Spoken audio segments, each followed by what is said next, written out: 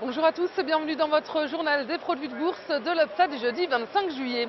Et le CAC 40 est parti à l'assaut des 4000 points. L'indice parisien clôture sur une hausse d'1% à 3962 points. La bourse de Paris atteint ainsi son meilleur niveau depuis la fin du mois de mai. Et la tendance a été portée par de bons indicateurs européens qui montrent sinon une reprise et bien du moins une stabilité de l'économie de la zone euro. Et l'indice PMI composite, qui est l'indicateur d'activité globale dans l'eurozone, est au plus haut depuis 18 mois et la place parisienne a été tirée par une nette amélioration de l'activité manufacturière en France et en Allemagne.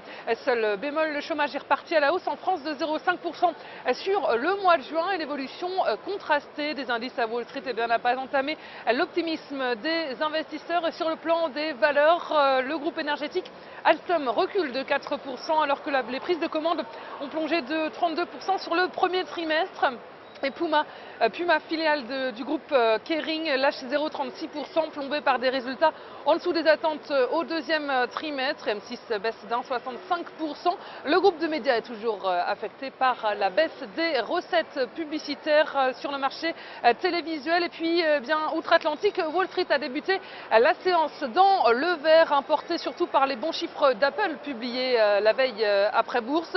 Le groupe californien affiche des bénéfices supérieurs aux attentes à 6,9 milliards de dollars et des ventes d'iPhone plus solides que prévu. Et le constructeur automobile Ford a fait mieux que prévu également. En revanche, les investisseurs ont accueilli froidement les résultats mitigés de deux composants du Dow Jones, Caterpillar et AT&T. Le constructeur d'engins de chantier affiche un deuxième trimestre moins bon que prévu. Même chose pour l'opérateur télécom qui recule d'1,63% et accueille modéré de l'unique statistique américaine du jour. Les ventes de logements neufs augmentent plus que prévu en juin de 38% à 52,2 et atteignent un pic de 5 ans.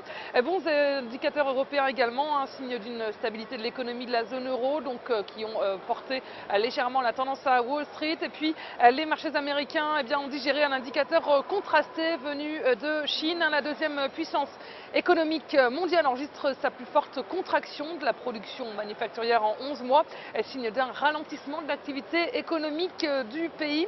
Et du côté des matières premières, le pétrole termine en baisse à New York sur le front des devises. L'euro, porté par des indicateurs européens rassurants, se stabilise face au billet vert à 1,3197 $. Et puis, les volumes sont stables sur le marché des produits de bourse avec 17,3 millions d'euros échangés dans une séance de rebond.